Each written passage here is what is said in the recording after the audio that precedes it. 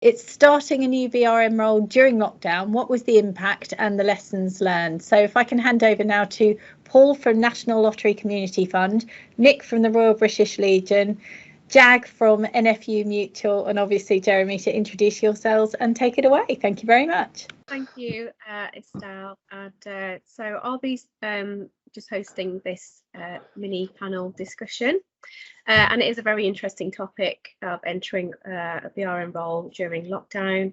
So we're going to include in this discussion around the effects on people and relationships during lockdown, process and technology, culture and outcomes as well. So there is lots to cover, but do feel free to ask any questions as well. We've definitely got time for questions.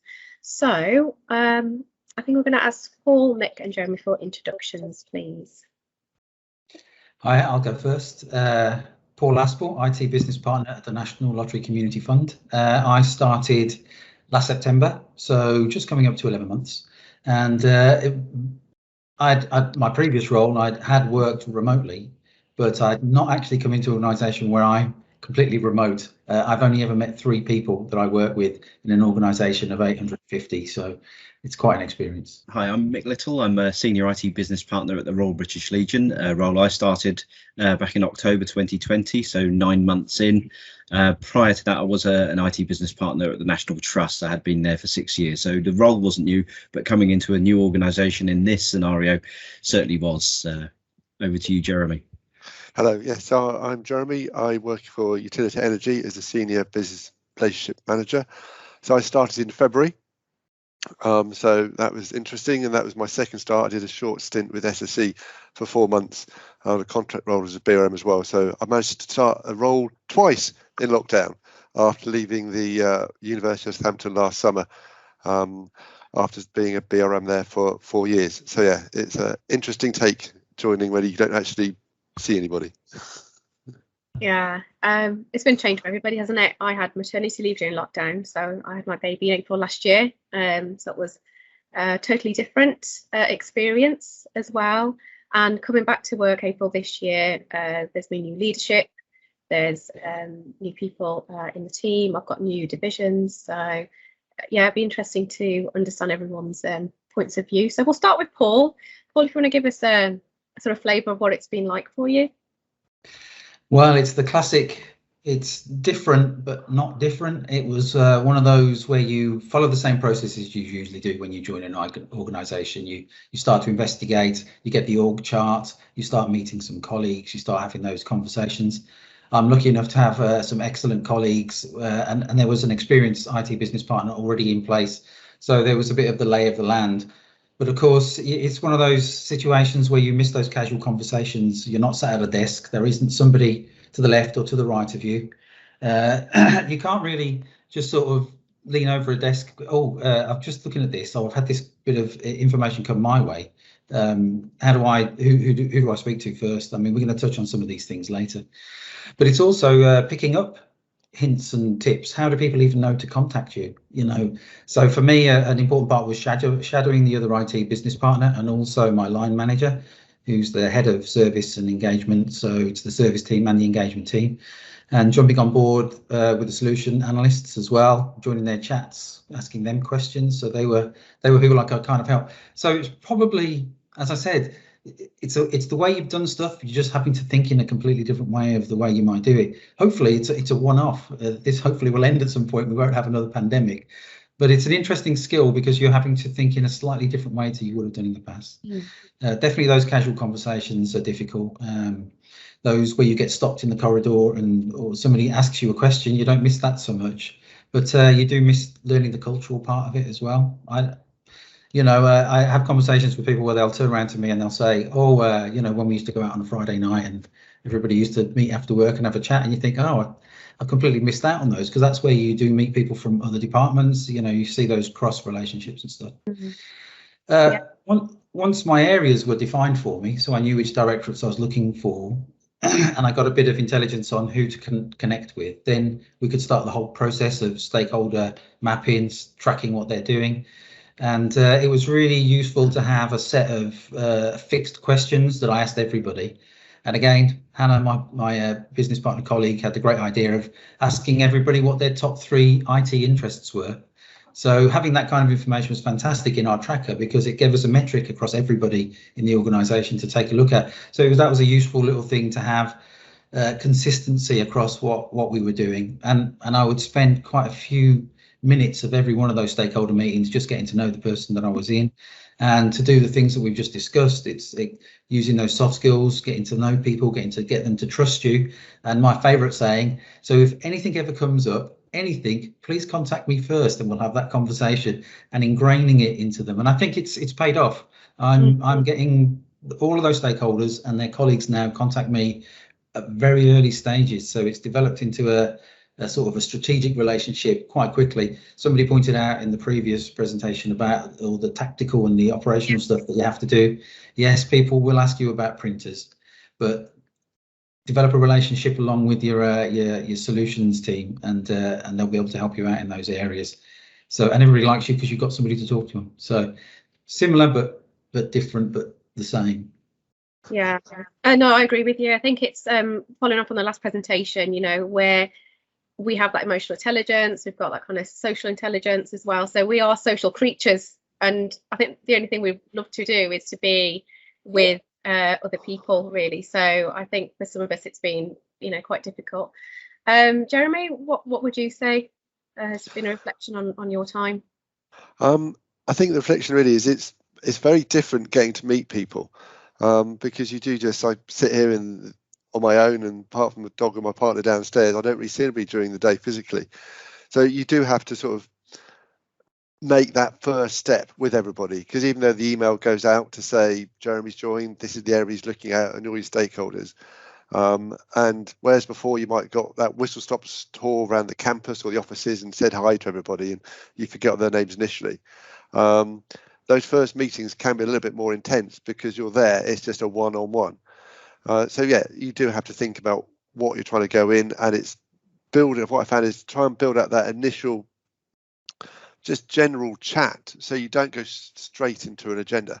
And I found that it was how often do those people want to meet with you, and then sort of negotiating that. There's some of the stakeholders that I meet on a weekly basis, and a lot of those conversations, it's building that relationship up with them, and out of the half-hour meeting, 20 minutes of it might just be general conversation about the business in general, what they're looking to do, and the actual things are ongoing makes a very small part of that. But because of that, we are growing that link, and I'm using them to understand the business. And energy is a new industry to me, so I'm working with a lot of people who've got good knowledge of that. So that time's really good. But obviously, there is some people that if they're having a meeting, it's because I want a meeting and I'd like to talk to you about something, and when I finish talking about it, I'm going to talk to somebody else. So you need to deal with those people slightly differently and make sure that maybe you can just sort of soften it maybe at the end, so you get the business out of the way first and then you're straight into it. But yes, a lot of time on Zoom calls and talking to people. I found camera time was really helpful, and by turning that camera on and speaking to people, I think instantly when you join a call, if you have your camera on, the other person is more likely to turn their camera on. There's nothing more depressing than had the whole day looking at little circles of people's initials as you're going through the day. And that sort of will come on to the following points that Mick's going to pick up with. Even though you can only see that part of a person, it's trying to pick up on that body language as you're going through. And you do get to see how they're distracted or not distracted and what's going on. So yes, I would say normally, I think the stats, I saw a presentation last year by somebody, and they reckon that it took 30 days in pre-lockdown to get to understand a company, and they reckon it took 60 days to get to that same level they were before. And I would pretty much testify that it does take a lot longer because you haven't got that back office chat. But you have to persevere and keep asking the questions. No, that's absolutely right. And Mick as well. So do you have some points, I think, from your reflections? Yeah, and just to say at the outset, I think for me, the last 9 months working in this way, virtually, remotely, using collaborative tools has been overwhelmingly positive. I have to say that at the outset. And picking up on some of what's already been said by Jeremy and Paul, some of the interactions have been more focused. The one-to-one meetings you have to engage with initially to understand the organisation. You have to do more of them because you can't just go in and meet a whole team in one office in one go. You have to organise yourself to focus on those people you really need to talk to and get those one-to-one meetings going. So it can take longer, and completely agree with the figures that Jeremy's just quoted. But just to touch on office politics for a moment, because obviously in this environment it is different. And by office politics, I know that term can have some negative connotations, but I'm just referring to it as the interactions, the day-to-day interactions we all must have with everyone across our organisations. Fundamentally, for me, politics is what we do as BRMs.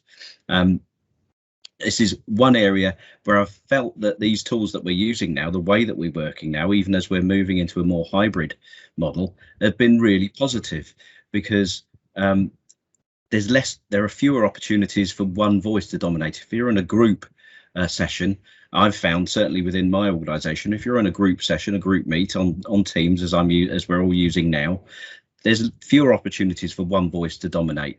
There aren't those pre-meet cliques gathering together. Neither are there those after meet cliques gathering. And I saw Bapinda put in a comment about those water cooler moments, and I think we do all miss those. But working in this way, I have found it to be much more focused, so that we are all getting on with each other in a more formal and a more focused way. So I've found that when people raise their hands within these kind of meetings, those hands are recognised and acknowledged and listened to. I've found that even we have within the Royal British Legion, we have town hall sessions where the Director General, the Executive Board all gather and will respond to questions directly from anyone within the organisation. I've never seen that happen effectively in any other organisation in any other way. So I think working in this way, for me, it's been really positive. If there is a downside, I'd say that it is more difficult because maybe you're not getting those water cooler moments. You're not able so easily to assess those informal hierarchies that have maybe already been established before you've joined the organisation. So who is it that's really in the driving seat? Who is driving that project and why? Is it IT? Is it finance? Is it procurement? Who is actually in the driving seat? And if I can just touch on one, as I said, moving into a hybrid way of working, there was one group I've worked with for a number of months, purely remotely. And it's been very different, having met them all face to face last month. The nominal lead had been taking quite a backseat in our meetings throughout the past few months, but he was very much to the fore. They were very much to the fore when we all got together face to face.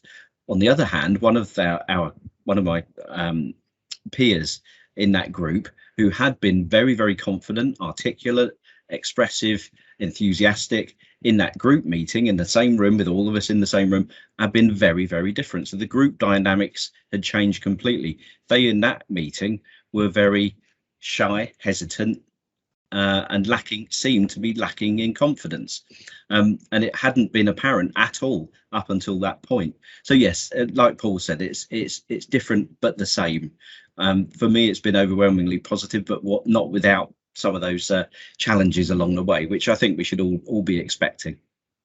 Yeah, absolutely. And I think the group dynamics is a really good point. And again, we have to kind of adapt to that and really get underneath, who is that individual and how does that team kind of work together and kind of adapt that way as well. So I guess we're embarking on, the BRM working in a digital world. So are we building digital relationships? Paul, is that how you would describe how you're building the relationships currently? Yeah, I think so. I mean, Mick made some fantastic points there. Especially, I'm interested now to get into a room with some people and see what they're actually like compared to what they're digitally like. And I guess it can be deceptive because you are used to dealing with it in a much more egalitarian way. Everybody does put their hand up. You do it in an order, and as you say, in this sort of environment, some people do tend to be listeners, whereas other people tend to, you know, project themselves a lot more. And it's, I mean, this is not the first time I've heard this anecdote. When you actually meet somebody who is very forward in this environment, can suddenly be a lot shyer when you actually meet them in person. Yes, all my relationships are digital now. All the people I know could have tentacles from the chest down, because I've never seen anybody, you know, apart from a couple of people, you know, to see what they've got. It's sort of like difficult for body language, because you're dealing with just the face, and half the time people are looking under the screen or focusing on something else, or an email's just popped up, you know. Yes, it's been difficult to pick out those influencers, and again, I've had to rely heavily on colleagues to let me know who the right person to really speak to is, and where the level of influence is. And it goes hand in hand with understanding the organisation as well. The organisation I work for is very geographically dispersed, so it covers all 4 UK nations. Plus there's a directorate for the whole of the UK, who are a separate group. It tends to be quite focused on their own nations, and even though there's a repeat of function, so comms teams, etc., they're not centralised, so they can run in slightly different ways. Some job roles have a lot more influence in one region than they do in another. So a business manager in one place is the key holders to everything, whereas in another place they're really focusing just on business type work and not too worried about offices and people and stuff like that. So it's very useful to spend a bit of time just meeting regularly with your peers, just to find out who actually is the movers and shakers, understand how far up you can go in an organisation comfortably. My previous role in the police, I was talking to the chief constable regularly, so that was right at the top. This one, I've only ever met the CEO once or twice, so it's a very different kind of flavour, because I'm just not involved in that kind of way. So it does mean that you have to tactically think in slightly different ways if you want to influence situations. Building that trust, I think, has always helped, and ping-ponging or just doing the connector role that we do in BRM, which is, for once, we're connecting ourselves, not other people. So it's plugging ourselves into sort of the other areas, you know, and that's kind of the way that I've sort of had to work, I feel, this particular one, which has worked really. I quite enjoy working from home, and after sort of best part of 12 months now, my whole life has now readapted to working from home. We are now going to the office about once a fortnight, and it's going to take a while to get back into that routine. And like Paul said, when you actually meet people in the flesh, it's very different to their mannerisms and actually seeing a full-size person rather than just from the head up. But yes, I think our IT department has now outgrown the office space, so working from home is definitely here to stay for the foreseeable future.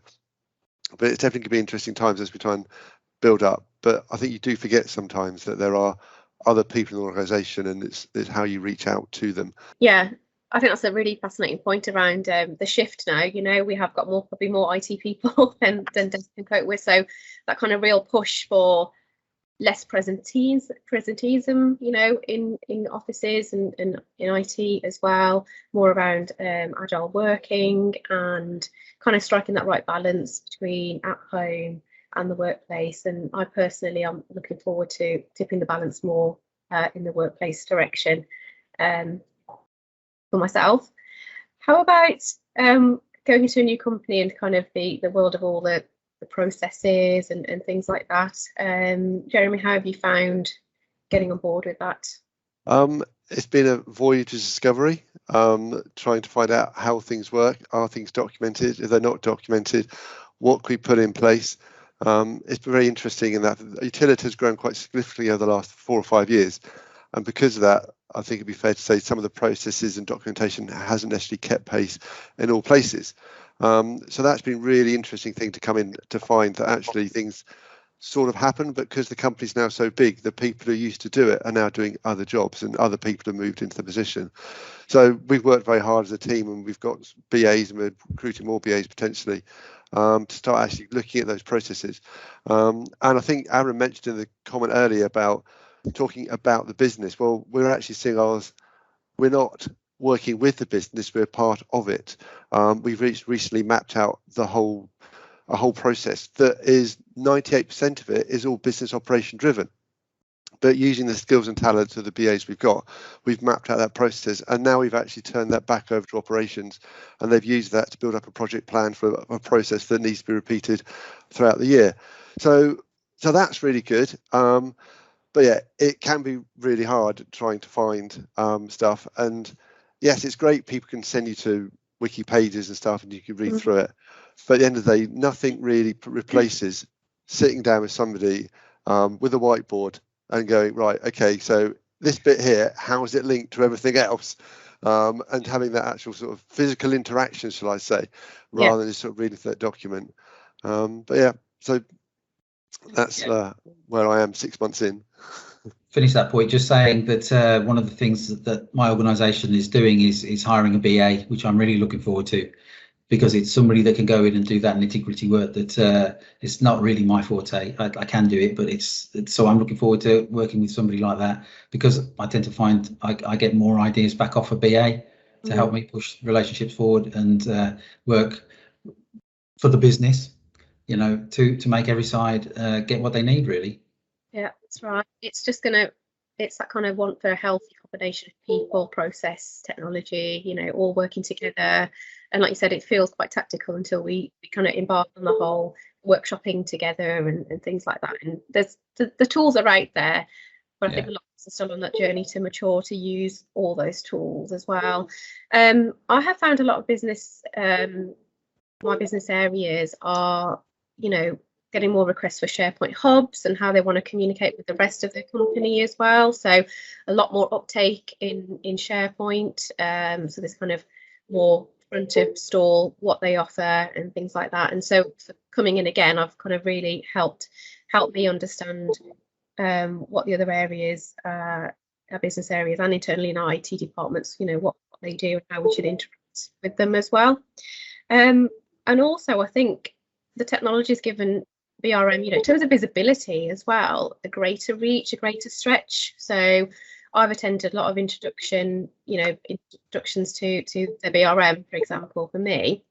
But we've had a new CEO join as well. So I seem to be on every meeting at the moment following him. So he's actually had more visibility of IT BRM as well, if you think about it. So, you know, these virtual rooms and the stretch capability, you know, kind of use it to your advantage in a way as well. Wanted to touch on the flexibility of roles as well. So does it feel like we're more geographically independent when it comes to our reach and even, you know, job application now as well?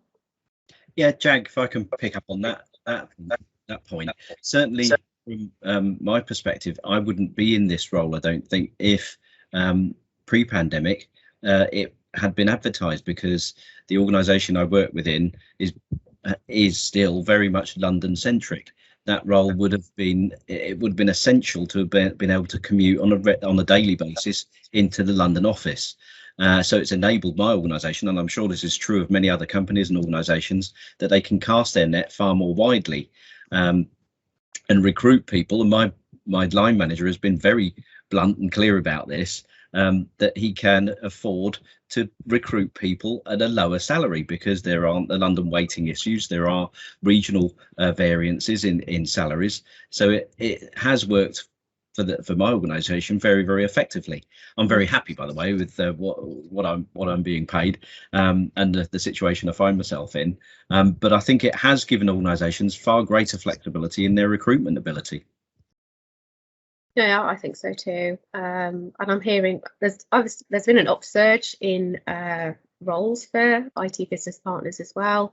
I noticed during lockdown. So, you know, if you are looking for that role, don't allow geography really to be so much of a factor, because I think even now in the job descriptions, they're calling out, you know, you potentially don't need to come into the office, maybe only come in for like social gatherings as well. So, you know, for me personally, London-based opportunities wouldn't have been an option, but now seem more accessible. I do feel, just to say, that it hasn't changed the job. In fact, you're dead right. I could carry on working like this. It is slightly different, but it's still doable. You know, it's not made it impossible. It's just a different way of working. There are disadvantages and there are advantages. So it's a balance. Yeah, and I think, you know, some advice for any new starter on BRM or not is, and people in early careers, because I know people have, you know, joined graduate schemes as BRMs whilst I've been away as well, is we are saying as professionals it's taking us longer. You know, it's a 60-day or 100-day plan, you know, and I felt it coming back from maternity leave, a huge sense of frustration. I said, I'm so ambitious and I really want to, you know, get out and kind of lead on so many things, but it's just not possible right now. There's a lot of other, you know, challenges going on in our organisation. Just, I think the advice is just to be kind to yourself in this time, and self and, you know, everyone else in that kind of, you know, around you is sort of sensing it and feeling it the same. So whether you're new to the career and you're thinking, oh, I really want to show and impress and you know, make a good go of it, I think management will understand as well. It's just this isn't at the time really where you can really kind of fully experience it, and like I said, be kind to yourself in that sense. And just on that, Jag, I think Jeremy Burns put in some tips on Teams exhaustion, because I've certainly found, and I think this is a common theme across certainly my colleagues who are working in this way now, if you're sitting in front of a screen in this way, even though, you know, I'm able at the moment to project a professional appearance, even though I'm sitting in a slightly sweltering garden shed that's converted to an office, and I'm barefoot and in shorts, but here I am. But it can be incredibly exhausting to be on back-to-back Teams meetings all day, and my family, my colleagues understand that, but my family are not quite tuned into that aspect of this new way of working quite yet. So I'm looking forward to going back to Jeremy's tips on how to cope with that Teams exhaustion that can hit all of us, I think. Yeah, absolutely. And the research shows that we shouldn't be seeing our reflection so much. We are seeing our own faces so much, and that can affect your mental health as well. And on my first week or so, or two, you never really leave a meeting now. So a Teams meeting will finish, but the chatter continues. And then I had my laptop and iPad, my phone, all pinging, and the noise. So you have to learn those little tips and tricks. Yeah. You know, put in focus time or use Microsoft My Analytics to kind of help you, you know, set time where it kind of just does switch a few things off for you to allow you to focus, and do that, you know, to kind of help with this as well.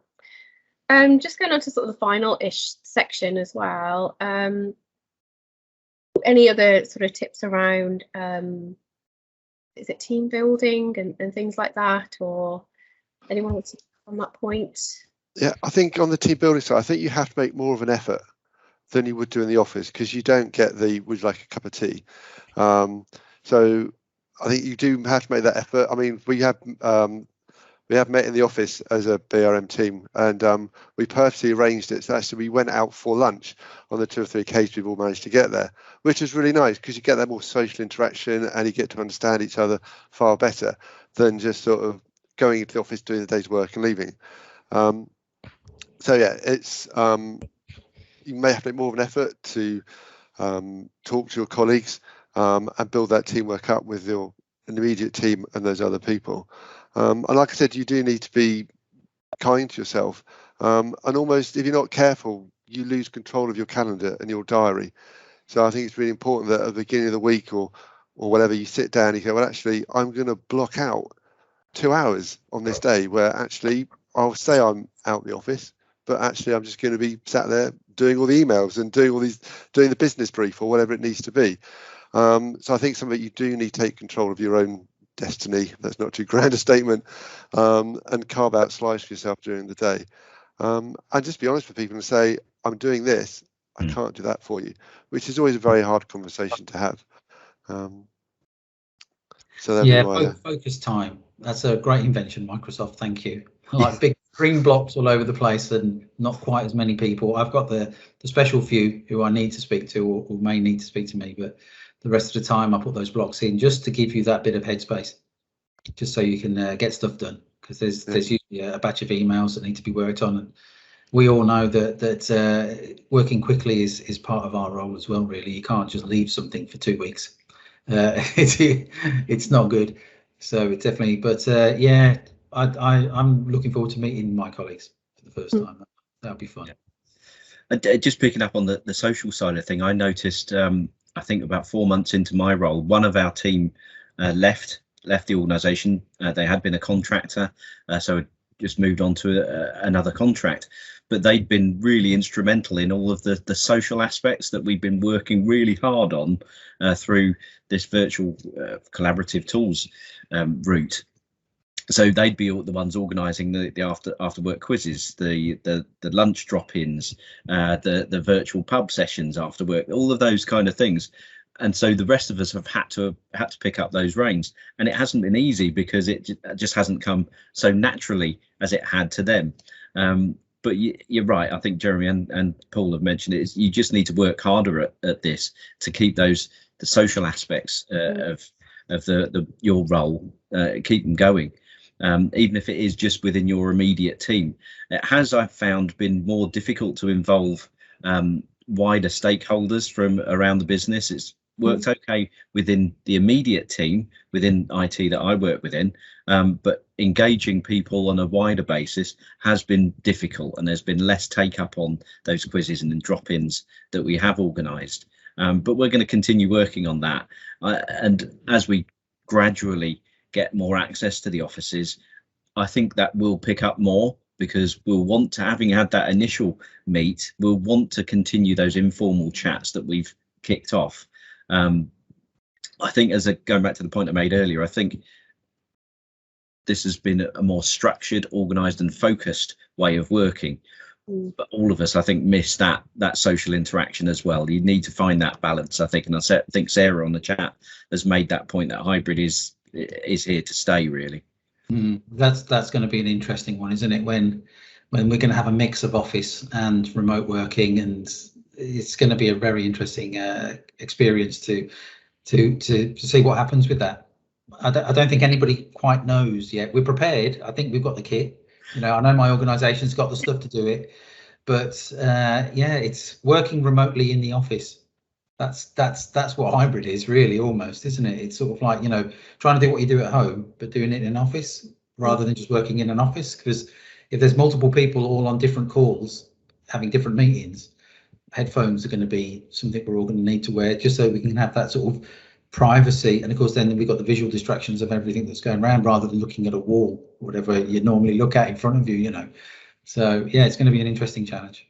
Yeah, I agree. I think there's long-standing companies, like Cisco, for example, who have kind of historically worked in a way that, you don't need to be, in a dedicated office. But I think a lot of companies are going to find that balance and understand that it's important for the culture, for people to feel purpose sometimes, is to come together and be together. So like some of the job descriptions out there, they're saying home-based, but when it comes to a social or team building, we're going to book half a day and we're going to have a grand old time. And I think that's going to work well for people. And as I said, it'll connect us back to our purpose and our company and what we're really, there for, which leads us into sort of BRM value and outcomes as well. Jeremy, do you feel outcome driven? Do you feel that you kind of changed tack to get those outcomes that you'd expect in the role? Yes, in some ways you do have to work differently. I'd say at the moment we are probably quite operational in our development or maturity scale within the company for the BRM team, but there is that drive from the upper management to promote the role of the BRM and not to make us operational, and there's things in place. And that's one of the things I've really appreciated about the company joining it is that change isn't something that we do every now and then. Change is something that happens all the time. And it's been developing and it will continue to develop, and everybody's viewpoint is really welcome into that change process. So you do feel like you're part of the journey going forward and moving on, really. So it's Yeah. Sorry. Sorry, Jeremy. I was just going to add into that, and I mentioned earlier how these tools kind of act as a leveler across all of us, and just be prepared for the shock to the system of going back into the office and some of the people and scenarios that we're going to confront. So I gave an example to 3 colleagues I'm presenting with of my own line manager, who I'd only ever met online, and had been told by others who had met him face to face that he was a larger than life character, but nothing really prepared me for seeing him in person in the office. It wasn't so much face to face as my face to his chest, and he had the capability to just be a completely commanding presence within whichever room or group he appeared within, just by his sheer physical presence. And I think, as I say, this technology has been a great leveler in that respect. He's not able to dominate as he may have once done in a physical office location. Whether that's a good or a bad thing, I couldn't really say, because I've got great respect for him, and he's a good manager, a good line manager, and a good leader. But that's not always the case.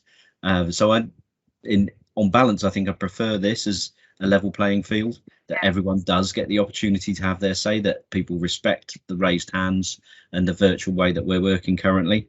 So it's just be prepared for that, the shocks that may come when we're all getting back into the office, and not Wetherspoons, other much better bars are available.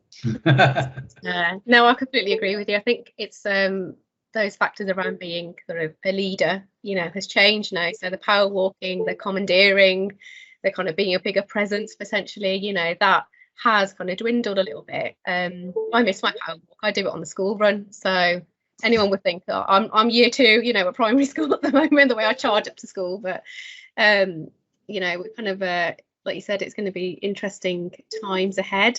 Estelle, you've been following the chat, haven't you? Is there any comments or any other feelings? Yeah, there's absolutely loads. The hybrid working is a huge debate going on here, Jag, and we've got quite a lot of questions. Jeremy, can I ask you, this is Jeremy Webb, because we've got a few Jeremys to choose from today.